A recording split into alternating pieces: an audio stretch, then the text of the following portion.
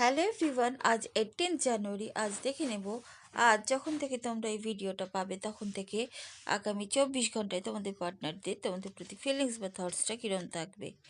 First card, wow, একদম সিক্সার, লাভ। কারণ তোমাদের প্রতি লাভ, ভালোবাসা যেইটা তোমরা চাও সেরকম একটা লাভ তারা অনুভব করবে তোমাদের প্রতি আগামী 24 ঘন্টা। In contact, not in contact, সবার জন্যই। Next card,